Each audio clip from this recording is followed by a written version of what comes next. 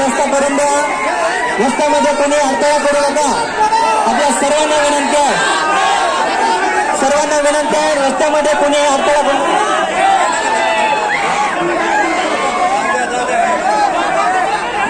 जे पत्रकार मित्र आमच्या या ठिकाणी उपस्थित असतील बसून घ्या. पाठीमागच्या सर्वांना विनंती, आपण बसून घ्या. आपल्या सर्वांना विनंती आहे, आपण बसून घ्यायचं आहे. बसून घ्या, पाठीमागच्या सर्वजण बसून घ्या.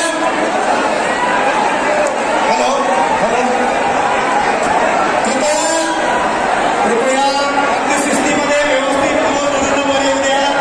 सर्व समाज बांधवांना विनंती आहे, गडबड करू नका, गोंधळ करू नका. मित्रांनो, हे चुकीचं आहे, हे चुकीचं. मंचावरती आगमन झालेलं आहे.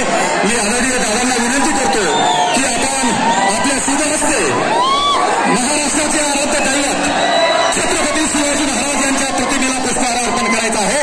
सन्माननीय मनोजदादा जरांगे पाटील यांच्या शुभ हस्ते या ठिकाणी आपण छत्रपती शिवाजी महाराज की, छत्रपती शिवाजी महाराज की, मनोजदादा तुम आगे बढ़ो, मनोजदादा तुम आगे बढ़ो. चला, नमस्कारांना विनंती आहे. सर्व आमच्या सर्व भगिनी जे टीम मेंबर आहेत दादासोबत त्यांनी पुढे करायला जायचं.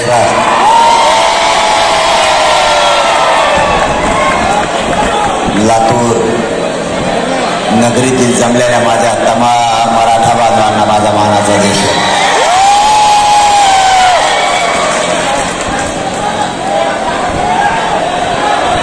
लातूर कधी पण बैठक सांगितले की प्रचंड विराट सभाच घेतो. लातूरचा मराठा बांधव आरक्षणासाठी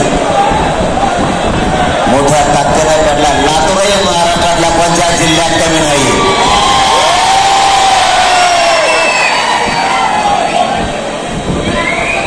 आपण थोडे शांत बसला तर आता आपल्याला चर्चा करता येईल.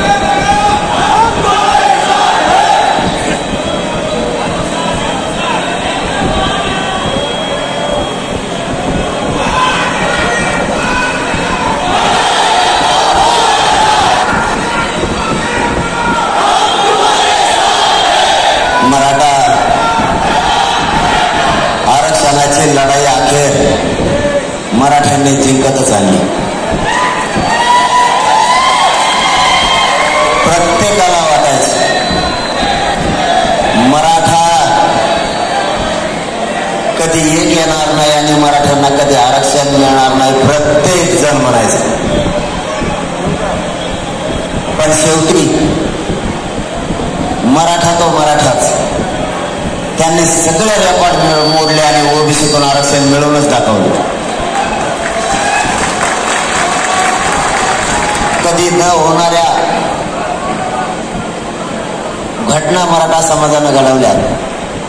कधी न येणारा एकत्र मराठा एकत्र येऊन दाखवलं.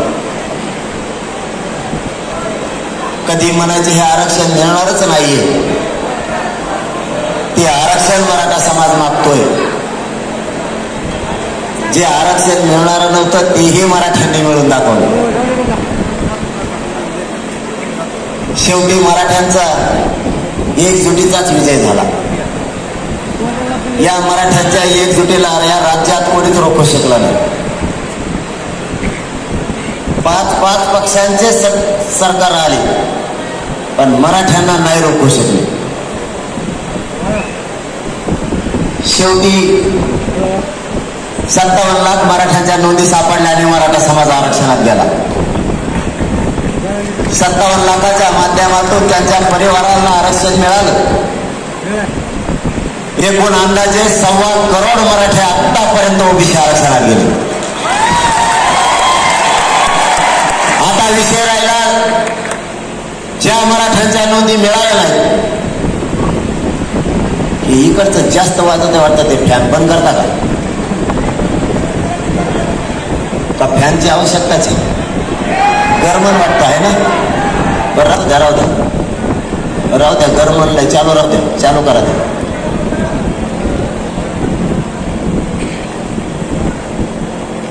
आता विषय राहिला सगळ्या सोयऱ्यांचा. मराठ्यांना आरक्षण मिळाले नोंदीच्या नुसार. ज्या मराठ्यांच्या नोंदी सापडल्या त्या नोंदीच्या आधारावर, ज्या मराठ्यांच्या नोंदी सापडल्या नाहीत त्यांना आरक्षण द्यायचं सगळ्या सोयऱ्यांच्या माध्यमातून, असा विषय सरकारनं ठरवला. सरकारने त्यावेळेस 4 न्यायाधीश सोबत आणले, मंत्री आणले, सचिव, IAS दर्जाचे अधिकारी, कायद्याचे अभ्यासक, घटनेचे अभ्यासक, आरक्षणाचे अभ्यासक आणि मागासवर्ग आयोगाचे सुद्धा अभ्यासक, जेणेकरून मराठा समाजाचा सगळ्या सोयऱ्यांना OBC आरक्षणात कसं घालता येईल यासाठी जवळपास 6.5 घंटे अंतरवालीत बसून चर्चा केली आणि नंतरच सगळ्या सोयऱ्यांचा फायनल करण्यात आला. सगळ्या सोयऱ्यांचा कायदा टिकवण्याची जबाबदारी सुद्धा सरकारची. पण अधिसूचना सरकारनं काढली. 2012च्या 2001च्या कायद्यानुसार 2012च्या कायद्यात दुरुस्ती करायची आणि मराठ्यांना सगळ्या सोयऱ्यांच्या माध्यमातून आरक्षण द्यायचं. मायबाप मराठ्यांनो, एकदा सगळ्या सोयऱ्यांची अंमलबजावणी झाली की या महाराष्ट्रातल्या घराघरातल्या करोडो मराठा लेकरांचं कल्याण झालं म्हणून समजा. आणि ती अंमलबजावणी मात्र आपल्याला घ्यायची. आपले सरकारशी जे विषय ठरले, सगळ्या सोयऱ्यांची अंमलबजावणी, हैदराबादचं गॅजेट, बॉम्बे गव्हर्नमेंटचं गॅजेट, सातारा संस्थांचं गॅजेट, 1881ची जनगणना, 1902ची जनगणना, याविषयी सरकारकडे आपण जी मागणी केली ती सरकारनं मान्य केलेली. हे सगळं सरकारला घ्यावं लागणार आहे. अंतरवालीसह आजपर्यंतचे महाराष्ट्रातले सगळे गुन्हे, शिंदे समितीला 1 वर्षाची मुदतवाढ आणि तालुका स्तरावर स्थापन केलेल्या सगळ्या तहसीलदारांच्या माध्यमातून समित्या,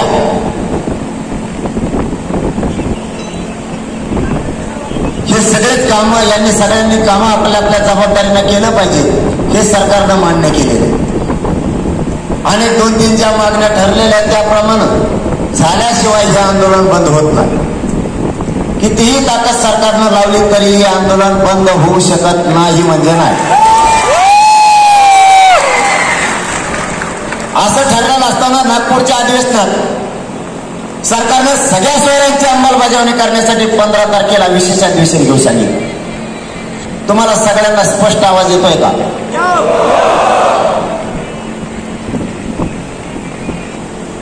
15 तारखेला विशेष अधिवेशन सरकारनं बोलायचं ठरवलं, पण फडणवीस साहेबांनी डाव साधला.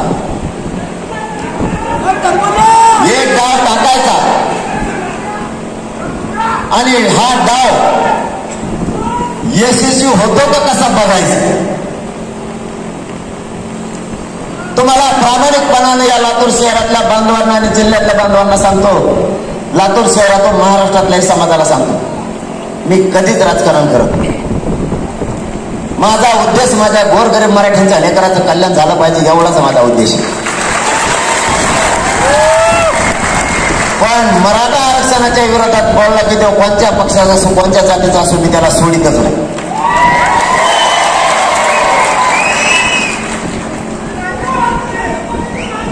देवेंद्र फडणवीस साहेबांना मी एक शब्दही 6 महिन्यात बोललेलो नाही. मला कोणीही दाखवून द्या. मला राजकारण करायचं म्हणून मी करत नाही, किंवा कोणी त्यांचा द्वेष करतंय म्हणून आपण बी करावा या तत्वात मी मोडत नाही.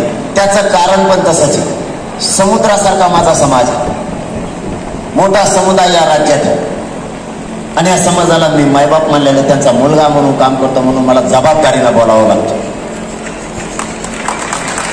एखाद्या नेत्यावर कोणी राग व्यक्त केला म्हणून मी नाही राग व्यक्त करत, पण तो जर चुकला तर तुम्ही शोध घेऊन बघा. 7 महिन्यापासून हे आंदोलन सुरू आहे.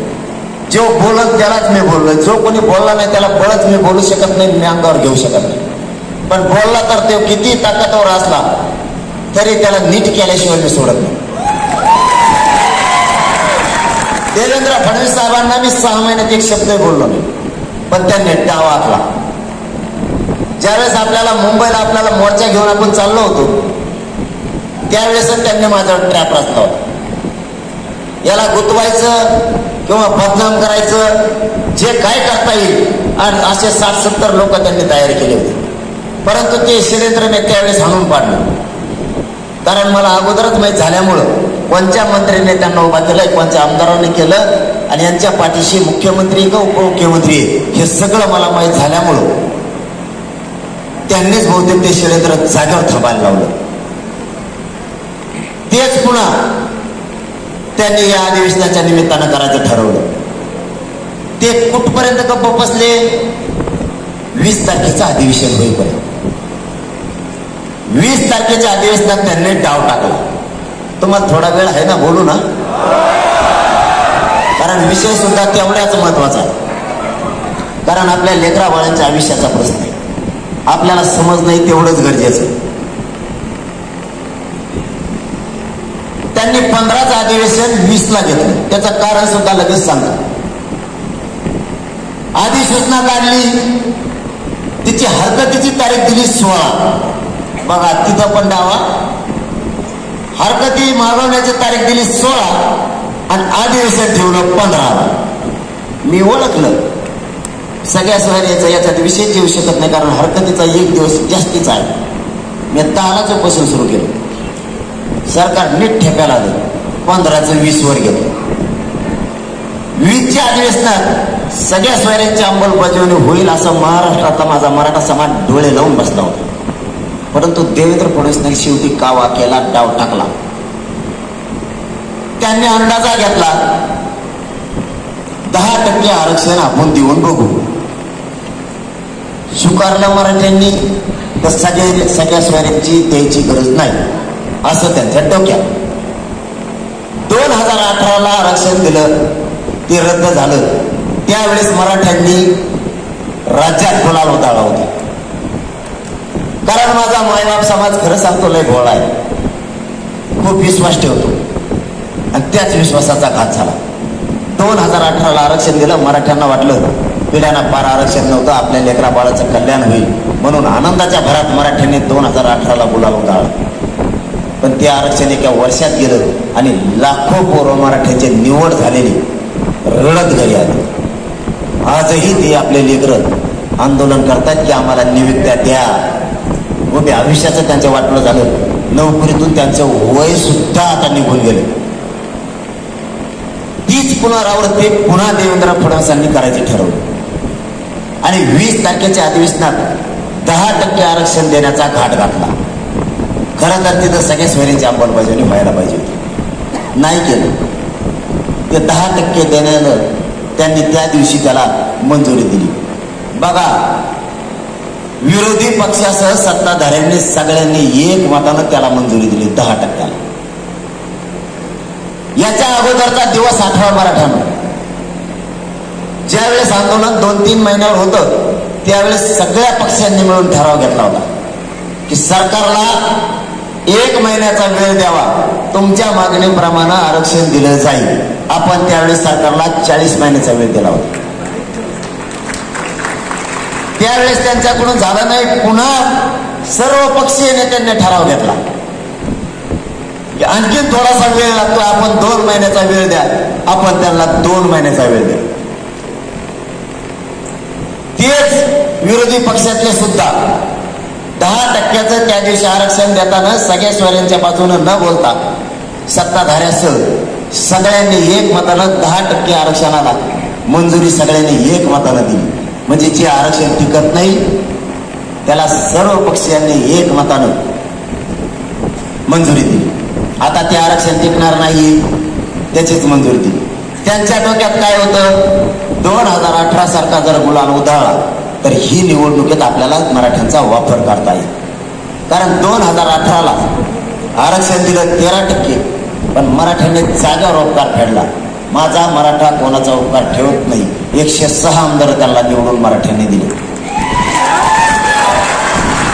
तेवढं डाव ह्यावेळेस त्यांचा होता. 10% आरक्षण द्यायचं आणि ही निवडणूक मारून न्यायची. आरक्षण जर रद्द झालं तर मराठ्यांना सांगायचं आता त्याला आम्ही काय करावं, ते कोर्टात हे आम्ही मोठमोठाले वकील लावले, ते मिळणारच हे, न्यायालयाच्या प्रक्रियेला कोणी काही करत नसतं, तुम्ही जरा दम धरा. पण मराठ्यांचं नशीब इतकं चांगलं आहे, मराठ्यांचं नशीब खरंच बलवंत आहे. निवडणुकीच्या आधीच मान्य न्यायालयाने सांगितलं या नोकर भरतीत मराठ्यांना त्याचा उपयोग करता येणार नाही. म्हणजे देवेंद्र फडणवीस यांनी एका दगडात 2 पक्षी मारले मराठ्यांचे. 20 तारखेला 10% आरक्षण दिलं, 26 तारखेला अंमलबजावणी केली. म्हणजे हे 10% मराठ्यांच्या पोराला वापरता येईना. आणि 26 तारखेला EWS पण रद्द केलं. म्हणजे मराठ्यांना EWS मधून सुद्धा फॉर्म भरता येणार. एका दगडात 2 पक्षी मारले म्हणजे मराठ्यांचं उभं आयुष्याच्या पोराचं वाटलं गेलं. यामुळे मी ते आरक्षण स्वीकारत नव्हतो. काही आपले महाभाग मराठ्यांचे मंत्री आणि आमदार त्याच्या नेत्याकडून बोलायला लागले आणि म्हणले देवेंद्र फडणवीस साहेबांनी आणि शिंदे साहेबांनी 10% आरक्षण दिलंय, हा मुद्दाम घेत नाही, हा लोकांच्या जीवावर मुद्दाम अति आंदोलन करतो, हे कमी स्वीकारत नाही, 10% आता टिकणार आहे. आमच्याच साहेबांनी देवेंद्र साहेबांनी दिलंय, देवेंद्र साहेबाचा मान राखला पाहिजे. मान राखायला काय तो का पाहुणा आहे का आमचा? आमच्या पोराचं व्हायला लागलं वाटलं तो आपण मान राखतो रे. आणि बोलायला कोण? हे मराठ्याचे आमदार मंत्री हे टमरळे गाचपाण्याकडून आणले रे. काय निवडून जाणार यांना? आपल्या लेकराचा वाटोळा करून लागले ना आपल्या लेकराच्या मुंडकावर पाय द्यायला निवडून आणून. तुम्ही आम्हाला बरबाद करायसाठी माझा मायबाप म्हणून तुम्हाला प्रश्न आहे, मुलगा म्हणून विचारतो. तुम्ही आमचे मुर्दे पाडण्यासाठी यांना निवडून आणलं का? आम्ही आयुष्यभर अन्याय सहन करायचा की यांचा? मी पुन्हा सांगतो राजकारण माझा मार्ग नाही, पण राजकारणाशी देणं घेणं नाही. माझं देणं घेणं आरक्षणाची. पण जो आरक्षणाच्या विरोधात बोलून तो मराठ्यांचा शत्रू आणि मराठा विरोधी म्हणजे विरोधीच. मग तो कोणत्या पक्षाचा असो त्याच्याशी काय देणं घेणं नाही. यांनी 10% आरक्षण दिलं आणि घ्या म्हणून माझ्या मागं लागलं. ह्यो ऐकत नाही, मुद्दाम करतो. ह्यो म्हणजे काय मराठा समाज आहे का? आणि मग तूही म्हणजे मराठा समाज आहे. मग मी एकदा म्हणलो नाही मी म्हणजे मराठा समाज आहे, एकदाही 7 महिन्यात. माझा मालक मराठा समाज आहे, मी समाजाचा मालक नाही. मी त्यांचा मुलगा म्हणून फक्त काम करतो. पण तुम्हाला ज्या पदावर बसलं ना ह्याच मराठ्याने बसवलेले, याच्या दणक्यात तुमची मस्ती उतरते नाही. तुमचा राजकीय सुपडा साफ करायला मराठ्यांना 5 मिनिटं सुद्धा लागणार नाही. मराठ्यांनी जर मनावर घेतलं तर पिढ्यांना पार उद्या आयुष्यात तुमच्या कपाळाला गुलाल लागू देणार नाही. म्हणजे तुम्ही जाती कोण बोलायचं तर नेते कोण बोलायला लागले. आणि यांनी 10%ची अंमलबजावणी केली. मी प्रामाणिक मनानं सांगतो, अण्णासाहेब पाटलांचं, आपले सर्वांचे अण्णासाहेब जावळे पाटलांचं, विनायक मेटे साहेबांचं आणि 450 पोरांनी बलिदान दिले यांचं स्वप्न आता साकार होणार, 100% साकार होणार आहे. यांनी चुकीचं आरक्षण दिलं ते मी घ्यावं दबाव त्यांनी माझ्यावर निर्माण केला होता. दबाव म्हणजे लांबून बरं का, जवळची टप्पर नाही त्यांची आपल्याला. आपण जवळ येऊन देत नसतो. तुम्ही बघितलं ना आपल्याकडे एकदा मंत्री आल्याकडे डबल येत नाही. एकदाच येतो दुसऱ्यापर्यंत ते म्हणतो अंतरवाली जायचं म्हणलं ते म्हणतो तिकडं नको, त्याला कचा कच बोलत आहे म्हणे. मी काय चुकीचं करतो? माझ्या 70 वर्ष झालं जातीला फसवताय तुम्ही. मी नाही सहन करू शकत. मी बिगडी नाहीये. मी मायबाप म्हणलं ना तर मी मायबापाशी गद्दारी करणारी पैदास माझी नाही. मी नाही गद्दारी करू शकत समाजाशी. मी खोटं बोलायचं. 10% आरक्षण घ्या. त्यांचं म्हणणं काय? गुलाल उधळला नाही. याला म्हणायला 10% आरक्षण चांगलं आहे मला. आणि मी मराठ्यांना म्हणायचं हो ते चांगलं आहे, टिकणार आहे, घ्या. आणि करोडो पोरांचं उद्या रद्द झाल्यावर करोडो पोरांचं वाटोळं करून ते पाप माझ्या डोक्यावर घेऊन मी रस्त्याने फिरू? मी नाही करू शकत. म्हणलं आपण ते आरक्षण मागणीच नाही आमची. आमची मागणी ओबीसीतून आरक्षणाची 50% हातात तेच आम्हाला पाहिजे. ते 10% आरक्षण कोणी मागितलेलं आहे? ते दोघा ठिकाणी मागितलेलं आहे. आणि ते 2-250 मराठ्यांना लागतंय, आम्हाला नाही. आम्हाला करोडो मराठ्यांना ओबीसीतून लागतं ते तुम्ही तुमचंच घ्या आणि टपोऱ्याला घेऊन हेडा तिकडे. ती मागणी नाहीच आहे आमची. यांचं म्हणणं होतं मी ते हा म्हणावं, मी नाही म्हणू शकत. काय कारण होतं त्यांचं माहिती आहे का? 2018ला गुलाल उधळला आणि 10% आरक्षण देऊनही गुलाल राज्यात उधळला नाही म्हणून टेन्शन मध्ये आले. म्हणले आता काय करायचं? महाराष्ट्रातला मराठा समाज हुशार आहे. अगोदर फसला विश्वासाने, आता नाही. आता तुमच्या मुंडक्याला पाहिजे मराठा समाजानं आरक्षण घेईल.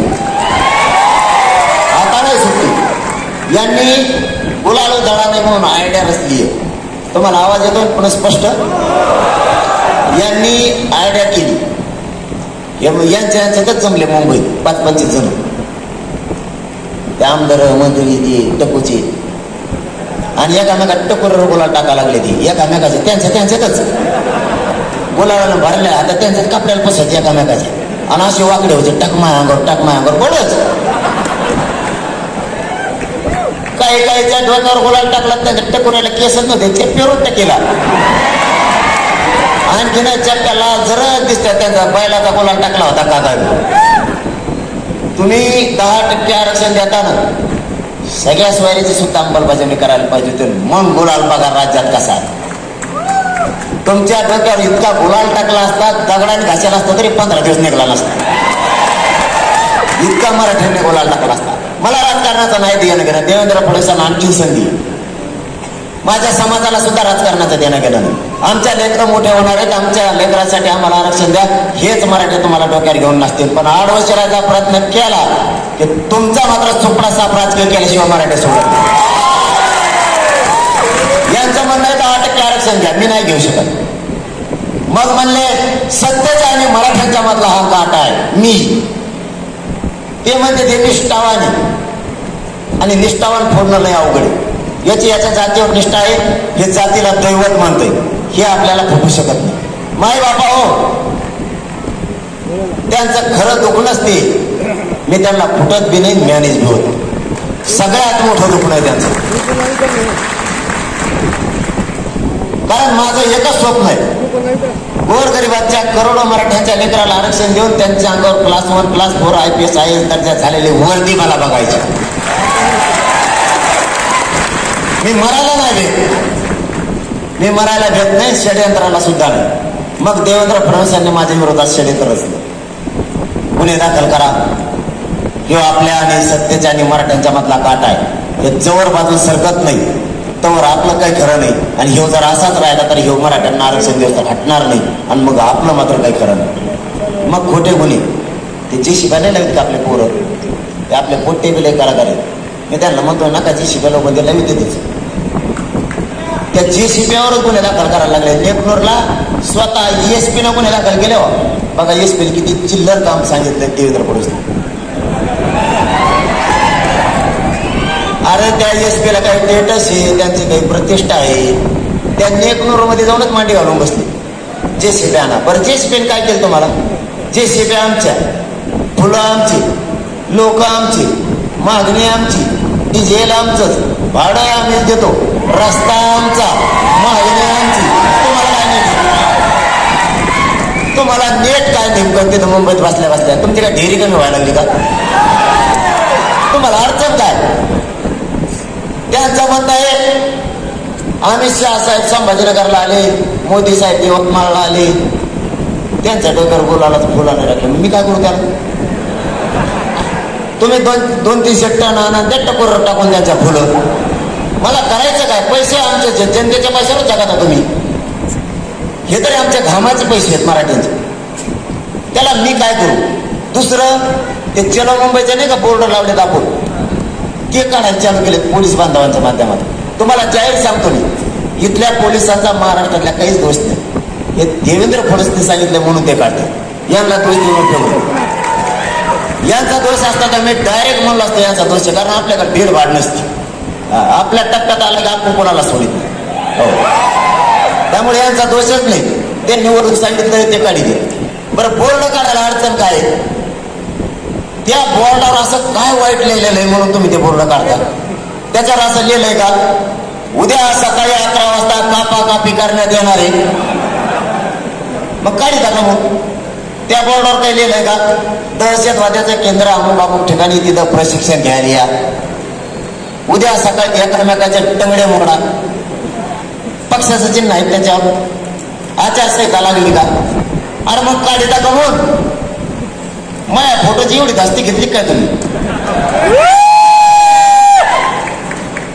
तुम्ही काढता का? म्हणून मी एका अधिकाऱ्यालाच विचारलं, म्हणलं साहेब ते बोर्ड करून काढता? ते म्हणलं साहेब वरूनच आदेश. त्याला म्हणलं वरून म्हणलं मग आणखी थोडा वर सरकवलं. मी वरले सरकत असतो तवाच. वर विचारलं म्हणलं साहेब बोर्ड काढायचं काय कारण? ते म्हणले पाटील वरूनच आदेश. आणखीन वर सरकवलो. कमिशनरलाच फोन लावला. म्हणलं साहेब बोर्ड काढण्याचं नेमकं कारण? ते म्हणले वरून आदेश. हे लपडं थेट गृहमंत्र्यापाशी गेलं. म्हणजे त्यांनी सांगितले बोर्ड काढा. काय राज्य चालवता, काय स्वतःला गृहमंत्री म्हणून घेताय. एका पक्षाचा इतका मातंबर नेता, इतका उंचचा नेता इतके चिल्लर चाळे करायला लागला. सगळं भाजप देशातला सुद्धा संपायला, राज्यातला भाजपात संपायलाच लागला, पण देशातला सुद्धा संपायला लागला. कारण आपलीच भूमिका हरियाणा सुरू झाली. बरा बॉम्ब कुठून आणलं का तुम्ही? ते एक लफडं राव डेंजर बघायला दान दिलाय. सगळीकडे सुरू व्हायला लागले. यांच्यामुळं भाजपातले सगळे मराठी सुद्धा नाराज व्हायला लागले. आणि राज्य चालवायला निघाला. याला फोडितो त्याला फोडितो. काय फोडितो रे? इकडे गोरगरिबाच्या लेकरांच्या अन्नात विष घालायला निघाले आणि तिकडं स्वतः पद घेऊन कायद्याचे मिरवता. पालकत्व राज्याचं तुम्ही स्वीकारायचे, राजगादी तुम्ही सांभाळायची आणि कायद्याची गरिमा तुम्हीच राखायची नाही आणि चिल्लर कामं सांगायची. अहो यांनी त्या वाघोलीच्या माता मावल्यावर सुद्धा परवा गुन्हे दाखल केले. असला गृहमंत्री हे कलंक आहे राज्याला, कलंक.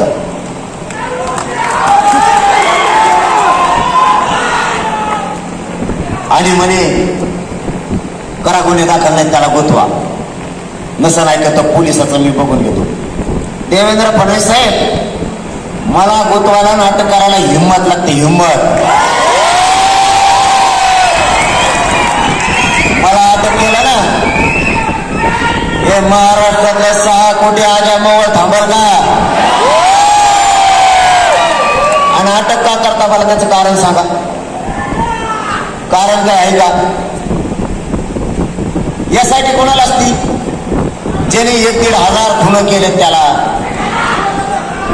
ज्याने हजारो कोटी रुपये घोटाळा केला त्याच्यासाठी. कुठे एखाद्या मोठ्या हत्याकांडाचा उलगडा होत नाही त्या हत्याकांडासाठी. एखाद्या समुद्रात मोठाले नंबर 2चे धंदे त्याचा शोध लागत नाही. ती शोध मोहीम घेण्यासाठी यासाठी माझ्याकडे माझ्या घरावर 13 सिमेंटाचे पत्रे आहेत. तो घरावर घेऊन टाकेल आता नागपूरच्या. ते भंगारात ऐकत नाही तर माझ्याकडे हाय काय? चोराने जरी मग पाकिट आणलं तरी चोर 2 दिवस झोपत नाही. तेव्हा मग या पाकिटात कसंच नाही निघलं. मग पहिल्याचा हात खाली गेलाय. माझ्याजवळ हाय काय?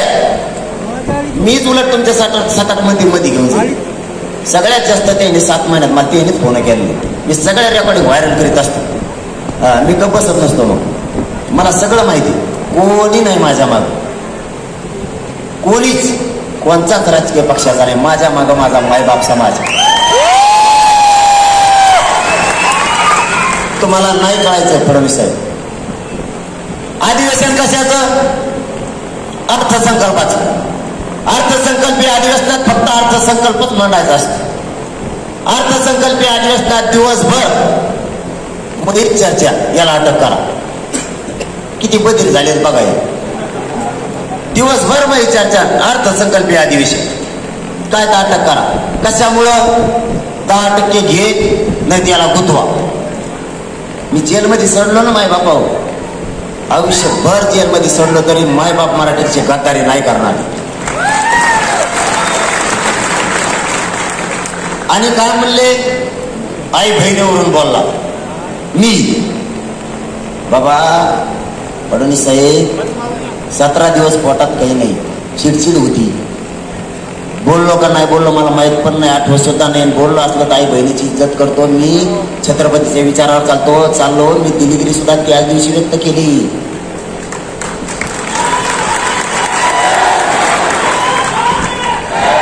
तुम्हाला फडणवीस साहेब उपोषण काय नाही करायचं. तुम्हाला जर उपोषण काय बघायचं असलं ना 8 दिवस माझ्या शेजारी येऊन बसा उपोषणाला.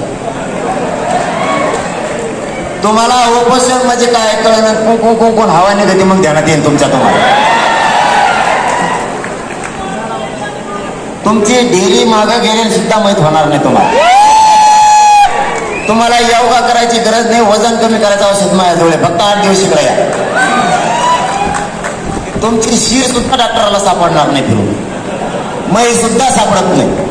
10 डॉक्टर मै हात चोळी देत तरी त्याला सलन सापडत नाही. तेव्हा तो सलाने साप याची शिरस सापडा ना मासा चिटकली कागावी. बेजार होते 10-15 डॉक्टर एखाद्या बार शिर म्हणून हाडकाला सलाईन लावतात माहिती. आणि मग म्हणते हात फुगल्यावर म्हणते हुकलं का काय. तुम्हाला नाही कळायचं फडणवीस साहेब उपोषण म्हणजे काय. जातीसाठी त्याग करावा लागतो. तुम्ही लोकांच्या गोरगरीब जनतेच्या पैशावर मोठे झालेला आहे. तुम्हाला त्याग नाही कळायचा. मी बोललो का नाही बोललो माहित नाही, पण आई बहिणीवरून तुम्हाला एवढं लागलं तुम्ही अख्खा सभागृह डोक्यावर घेतलं. आंतरवालीच्या माय बहिणीचे डोके फुटले त्यावेळेस फडणवीस साहेब तुम्हाला नाही का त्यात आई बहीण दिसली. आमच्या आई बहिणीच्या डोक्याच्या चिंताड्या झाल्या त्यावेळेस तुम्हाला त्याच्यात आई बहीण नाही दिसली का. तुमची घरातली ती आई बहीण आणि आमची महाराष्ट्रातली मराठ्यांची आई बहीण नाही, ही तुमची नियत. आणि तुम्ही आम्हाला आई बहीण शिकवणार, राज्य चालवायला निघाला, छत्रपतींचे विचार तुम्ही आम्हाला शिकवणार. आमच्या 9 वर्षाच्या लेकराच्या पायात गोळी शिरली. त्या 9 वर्षाच्या लेकराच्या त्या मुलीच्या पायातली गोळी काढताना 3 लिटर पाणी निघालं फडणवीस साहेब त्याच्यात 3 लिटर. त्यावेळेस तुम्हाला आई बहीण नाही दिसली का.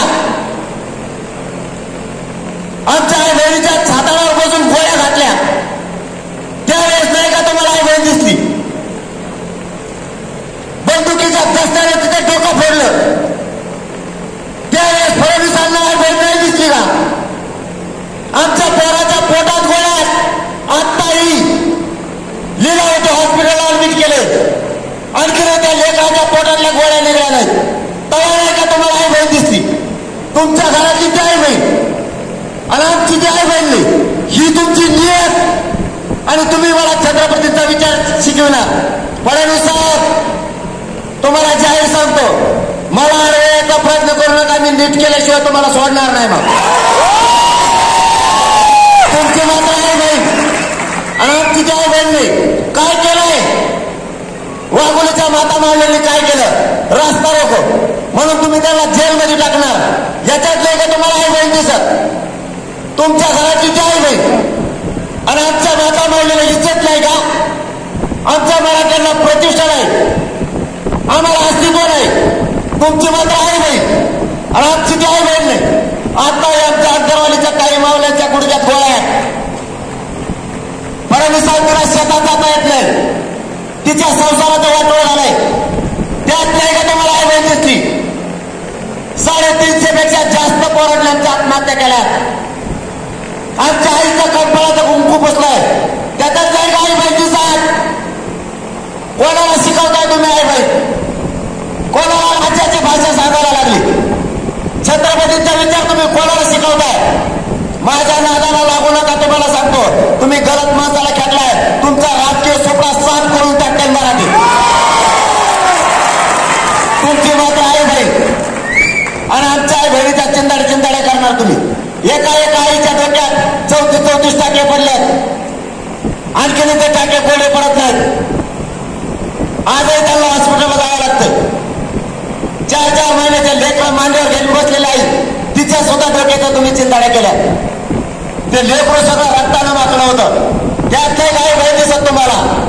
आणि आई बहिणीची भाषा सांगायला लागली. आणि हरामखोर आमदार आणि मंत्री त्यावेळेस नाही का त्यांना आमची आई बहीण दिसली. आता त्या देवेंद्र फडणवीसच्या बाजूला बोलतात. त्यावेळेस आमच्या आईच्या बाजूला बोलायचं, आजच्या बाजूला बोलायचं नाही बोलणार. आणि आज कुठे 2 शब्द बोललो तर सगळे हे मंत्री आणि मराठ्यांचे आमदार एका बाजूला बोलून मराठा जातीला टार्गेट करायला लागले. इथून पुढे चूक करू नका. आपल्या आई बहिणीची इज्जत न करणाऱ्याला भाव देऊ नका. 7 महिन्यात जनता आमदारांनी आपल्या बाजूने नाही बोलले. आज नेत्याला बोललो, मी काय चूक केली? 7 महिने झाले माझी जात लढती करोडोच्या संख्येनं. माझी तर पायाच्या आत्महत्याला जाणारच. तुम्हाला जर एखाद्या माणसानं 6 महिने सारखे त्याच्या घराकडे येणे घालायला लावले तर तुमची इतर पायाच्या आत्महत्याला जाईल की 6 महिने झाले तुम्हाला चक्रा घालायला लावतो. माझा करोडो मराठा समाजात रस्त्यावर 7 महिने झाले. किती दिवस सहन करायचं आणि कशासाठी? आमचं हक्काचं आरक्षण असून का सोडायचं आम्ही? तुम्ही म्हणताल कसं होईल? असं नाही होणार. तुम्हाला वाटलं असेल मी चौकशा लावेल, मी घाबरेल, मी नाही जात फडणवीस साहेब, मी असे छप्पन तुमच्यासारखे वाटायला हवे.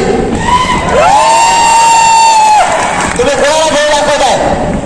ते पक्षाचे भ्रष्टाचारी ते फेडून तुमच्याकडे येतील. मी माझ्या मायबापाशी नाही गद्दारी करू शकत.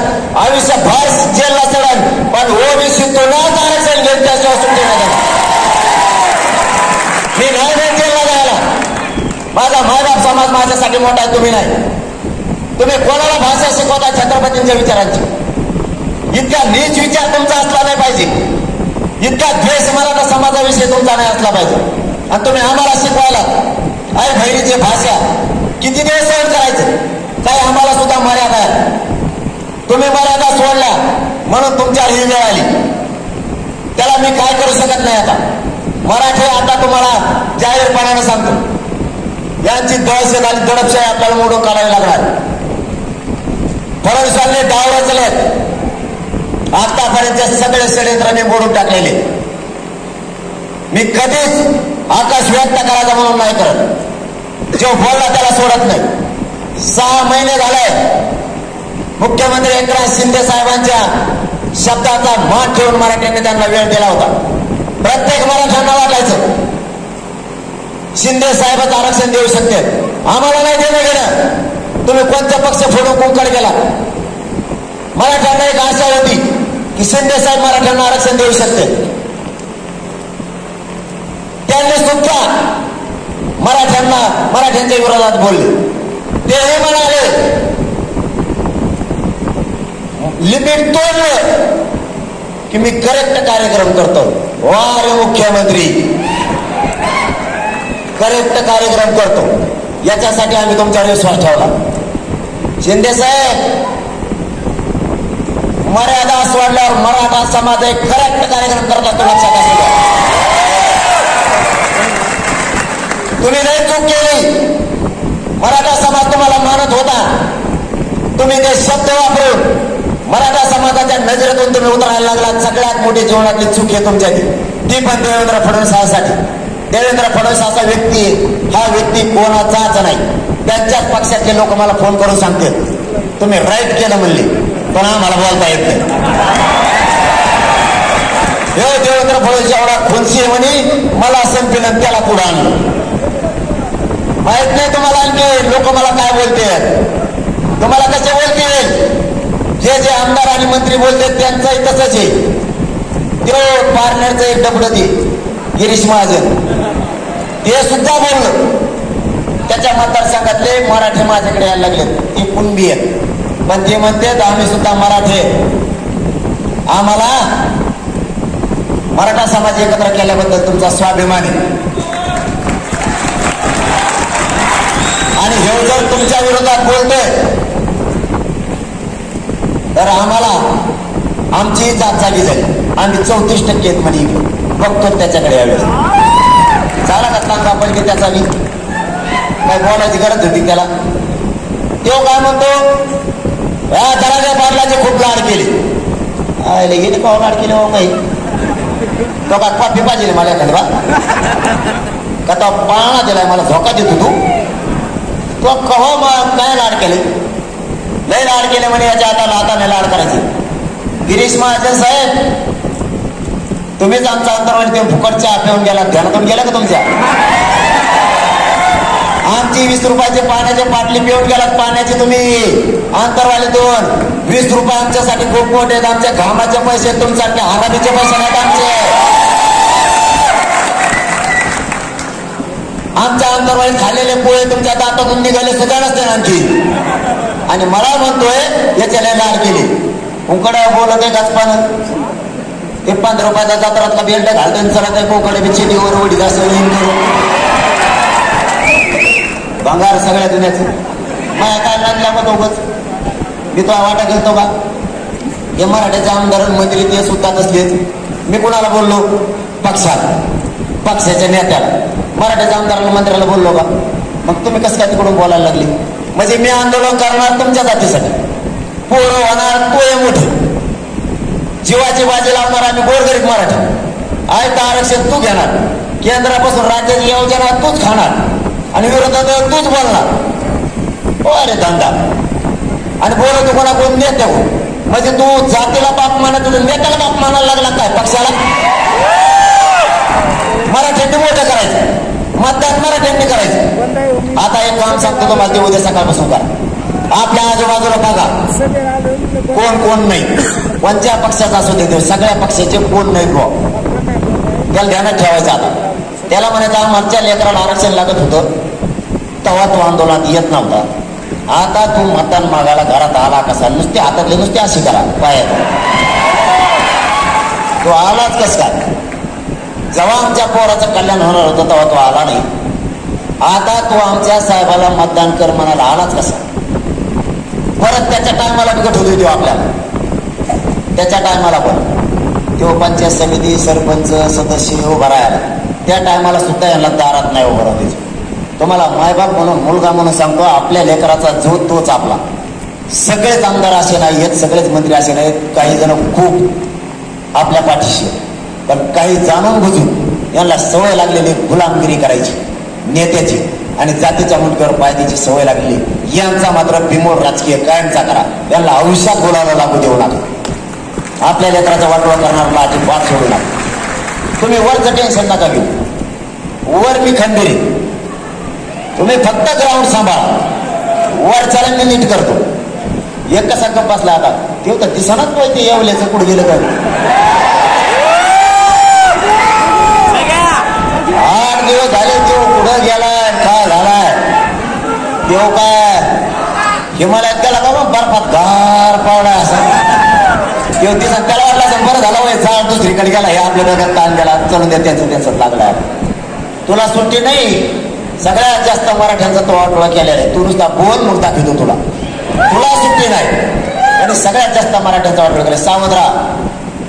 आपल्याला आरक्षण मिळवायचं. यांनी काहीही करू द्या कोणत्याही चौकशी येऊ द्या आणि काही असू द्या करोडोच्या संख्येने एकत्र यायचं.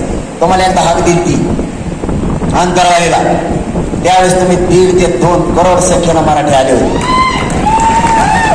या देवेंद्र फडणवीसांनी जर अशीच गुंडगिरी सुरू ठेवली सत्तेचा गैरवापर करून दडपशाही जर सुरू ठेवली खोटे गुन्हे जर दाखल करायला लागला असेच त्याचा गैरफायदा घेऊन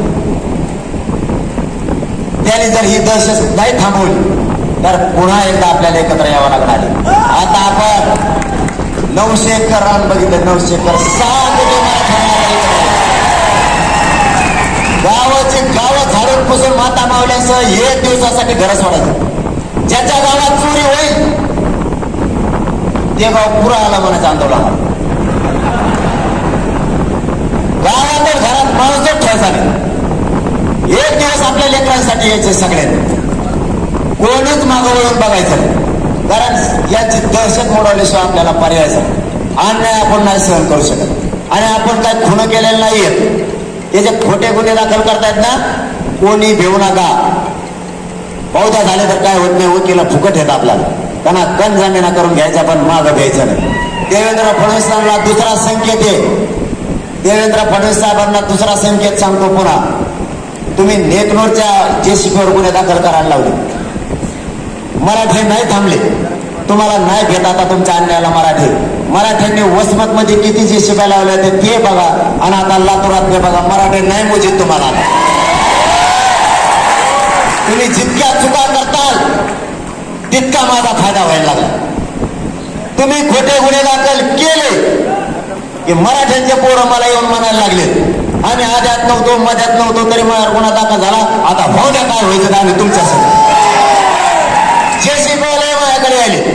जे आमदार बोललेत ना, या आमदारातल्या मतदारसंघातले माजी पंचायत समितीचे सदस्य सरपंच सुद्धा माझ्याकडे यायला लागले.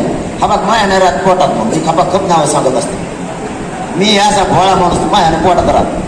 त्या गिरीश महाजनासारखे हे तुमच्या आमदाराचे सुद्धा आलेले आहेत माझ्याकडे. ते नाही का माझ्याकडे आलतं, मा कारखाना चालून द्या तुमच्या पाय पडत काय बेउपकार येईल ते. मी राजकारण नाही केलं, ते मला आपला कारखाना बंद पाडाय आणि मराठीत लोक काहीच करून द्यायला. या पोराला फोन करून सांगितलं मला शेतकऱ्याचे विषय तुम्ही कसं काय करता विनाकारण रे, सोडून दिलं पोरांनी. आणि ते आता मराठीच्या विरोधात मला म्हणते ते अटक कर. तुला लाज वाटली पाहिजे. तुझ्या जातीत चाल मला, तुझ्या जातीत चाल मला. तुझ्या जातीच्या लेकराचा प्रश्न आहे. करोडो लेकराचं कल्याण होणार आहे, करोडो लेकर मोठे होणार आहे. तू मराठ्यांचा आहे. नेत्याचं एवढं प्रेम, तुला नेत्यांनी मोठे केलं. माझ्या गोरगरीब मराठ्यांनी मोठे केलंय. उपकार फेडतो का असा काही गरज नसतं. हा मला अटक केल्यावर काय होईल, तो इच्छा पुरी होईल. झालं मराठीत वाटलं त्याला, तुला समाधान लागल. काय बोलतो तू मराठ्याचा असून जाती कोण बोलायचं, नेते कोण बोलतो आणि परत बोलत बसतो. तुला तुझ्या पक्षांनी मोठं केलं, गोरगरीब मराठ्यांनी मतदान करून मोठं केलंय तुला. तू विसरला आता काय मतदान तुला काय कॅनडावरून आणणार आहे का? तो आम्ही आता अमेरिकेतून मतदान निवडून यायला मराठ्यांच्या इकडून मोठं व्हायचं आणि मराठ्यांच्याच पोराच्या मुलग्याला पाय द्यायचा. हे शोधतात तुम्हाला. लय जण नाही जे 10-12 मंत्री आमदार आहेत मराठा, त्यांचा हिशोब वेळेवर बरोबर करतील. आपल्या माता माऊल्यांचे वळ देवेंद्र फडणवीस वळ जे अंगावर पडले ते वळ विसरू नका. लक्षात ठेवा मराठ्यांना, वळ विसरू नका. आपल्याला आरक्षण मिळवायचं किती आडे पडू दे, असले किती घ्यायचे, असले किती गाले तर किती गेले मला मिळणे. त्याच्याच मतदारसंघातले लोक माझ्याकडे येतात, मला सांगत येत पाटील आम्ही त्यांच्याच पक्षाचे कोणाला सांगणार. आणि उगा आता कामं घेतलेले बिलं निघूस तर नाही काही बोलायचं नाही, ते बिलच कुठून टाकी. पण आम्हाला वाईट वाटलं, कारण हे राजकारण थोड्या दिवसात आहे. आज निवडून येतो उद्या येतो नाही माहीत नाही, पण आमच्या लेकराला आयुष्याचं आरक्षण मिळणार राज्यापासून केंद्रापर्यंत. आमचे लेकरं मोठे होतील. आम्ही आहेत मागं, सध्या नाही जाहिराताईचं कामं घेतलेले काही, पण राईट कार्यक्रम करतात. कारण आमच्या बिला जिव्हायला लागलं ते बोललेलं हे वाजून टबळ तो आहेत हाताने. आता त्याला म्हणते काही मलाच म्हणणार नाही. येऊन जेवढ्या पक्षातले बोलले, विरोधी पक्ष बोलायला गेला त्यांचे काय चूक नाही यासाठी नेमू नका. मला वाटतं कोण बाळासाहेब थोरात साहेब का कोण बोललो त्या दिवशी, फडणवीस साहेब टक्कन उठले लगेच. ते म्हणले थोरात साहेब आई बहिणीवर बोलल्यावर असं जमल का? तुमच्यावर जर अशी वेळ आली 1 मिनिटात मी धावून येईन तुमच्यासाठी. ते बी टक्कन खाली बसलं लगेच. त्याला वाटलं टाकायचे गुतून. म्हणजे इतके चाभरा येऊ माणूस. त्यांचेच नेते मला येऊन सांगतात, काही काही तर फोन बी करतात बा तुम्हाला नावं बी सांगा येळ आली तर मग मी लय मोठा नेते आहेत त्यांचे. ते म्हणजे इतकं खुशी आहे ना, याचा बरा केला त्याला असंच नीट करायला पाहिजे याला. ते तिथं काय ठरवतो मला सगळं माहिती होतं. ही पहिली वेळ असं की देवेंद्र फडणवीस काय ठरवतो हे माहित होतं. पहिली वेळ असं, कारण मी काय करतोय हेही त्यांना माहित होतं. याचा अर्थ त्याने माझ्याजवळचे 500-100% फोल्ड. पैसे देऊन म्हणा कसे म्हणा फोल्ड. फडणवीस साहेब तुम्हाला माहित नाही तुम्ही पैशानं फोडताना माझे लोक, पण मी विश्वासानं तुमच्या आसपासच्या सगळ्या जाती धर्माच्या लोकांचे जिंकले. विश्वासानं तुम्ही काय करताय ते सगळं मला सांगताय. तुम्ही काळजी करू नका, कारण मी नाव नाही सांगणार, कारण त्याच्या आयुष्याचा करिअरचा प्रश्न. मी काही संकेत पाळतो आणि पाळणार आहे. तुम्ही झोपेत येत आणि त्यांना सगळ्यात जास्त तीव्र राग आलेला की मी अगोदरच षडयंत्र असलेले याला कसं काय माहिती झालं. आम्ही 36 आमदारांनी मंत्र्यांनी बैठक घेतली, याला कसं काय माहिती झाली. आपल्यातला नेमका गद्दार कोण? मी नाही नाव सांगत, कारण तुम्ही बी आमचे सांगत नाही. देवेंद्र फडणवीस साहेबांचे इतके खालचे विचार आहेत भयानक. पोलीस संरक्षण सुद्धा माझं कमी केलं त्यांनी, रोड बंदोबस्त का? हे काट आहे भाजपाच्या एखाद्या कार्यकर्त्याकडून राज्यभरात कुठेतरी हल्ला घडवून आणायचा. माया फडणवीस साहेब त्याला म्हणा तू नुसतं माझ्या गाडीच्या पुढेही मग सांगतो तुला मी काय. तुमच्या संरक्षणाची नाही गरज मला. माझे मराठे माझं संरक्षण करायला समर्थ आहेत आणि खंबीर सुद्धा आहे. प्रत्येक तुम्ही कोणत्याही कोपऱ्यात खेटायला या, पण असले चिल्लर चाळे नका करू. हे नाही शोभत तुम्हाला. SP ना सांगता ते शुक्ला मॅडम कोण त्यांच्या माध्यमातून सिक्युरिटी कमी करा. आणि पोलीस बांधव बिकडून उभा राहतात. आता त्यांचा काही दोष नाही वरून असल्यामुळं. आम्ही रस्त्याने चाललो का आमच्या मागं 2-3 किलोमीटर, आमच्या पुढे 2-3 किलोमीटर. फक्त सांगायचं गेला गेला गेला पुढे गेला. नाही का ते लग्नात बघा मंडप असतो आणि एखादा पाहुणाला मानाचा रस होतो, ते कोपऱ्याला उभा असतो मंडपच्या. तसे कापरे कोपरे धरून उभा राहते. गरज नाही मला संरक्षणाची तुमच्या. माझे समाज आणि माझे पोरं समर्थ आहेत. माझं सगळं 60 पोरं ती मुलीचे रात्र दिवस काम करते, ते मरायला सुद्धा भेट. आताही लातूरच्या पोरांनीच आम्हाला मध्ये आणलंय. नाही गरज पडत तुमच्या संरक्षणाची. आणि आम्ही समर्थ आहेत. तुम्ही कोणत्या टायमाला तुमच्या कार्यकर्ते हल्ल्याला पाठवा. जसे त्या गिरीश महाजनने पाठवले होते संभाजीनगरच्या हॉस्पिटलमध्ये. देवेंद्र फडणवीसांनी सांगितलं बाया माणसाच्या आडोंगी लपून माझ्यावर षडयंत्र करायला निघाले या हॉस्पिटलमध्ये. आमच्या रणरागिणी 15 मिनिटात 7व्या मजल्यावर आल्या आणि नुसत्या मग असं उभं राहिल्या. पुढची यांची बोलतीच बंद पडली. देवेंद्र फडणवीस साहेब, कधीही तुमचा डाव मी यशस्वी होऊ देणार नाही. तुम्ही गलत माणसाला खेटलात, माझ्या नादाला आणखीन तरी लागू नका. सगळ्या सोयऱ्यांची अंमलबजावणी द्या. आम्हाला राजकारण नाही करायचं. राजकारण माझा आणि माझ्या समाजाचा मार्ग नाही. तुम्ही सगळ्या सोयऱ्यांची अंमलबजावणी द्या. ठरल्याप्रमाणे सगळं आपलं काय ते द्या. हेच बरं ते तुम्हाला डोक्यावर घेऊन नसते. पण आडवं शिरायचा प्रयत्न केला तर राजकीय तुमचा सुपडा साफ केल्याशिवाय मराठी आता गप नाही बसत. मायबाप मराठ्यांनी एकजूट राहा. गावाचे गावं जागे करा. पुन्हा एकदा जर एकत्र यायची वेळ आली तर आता 6 करोड मराठ्यांनी एकत्र यायचं. हिंगोली आणि लातूर जर रस्त्याने चालायला लागलं, तुम्हाला 200 किलोमीटर लागलं पाहिजे एकट्याला. इतक्या ताकदीने बाहेर पडा. माझा शब्द आहे तुम्हाला. माझा जीव जरी गेला तरी 1 इंचही तुमच्या लेकराला आरक्षण मिळवून दिल्याशिवाय आणि तुमच्या लेकराच्या डोक्यावरती आरक्षणाचा गुलाल टाकल्याशिवाय 1 इंचही जीव गेला तरी मग वाटणार शब्द देतो आणि थांबतो. धन्यवाद. जय शिवराय. हे नाही समाजाचा विषय.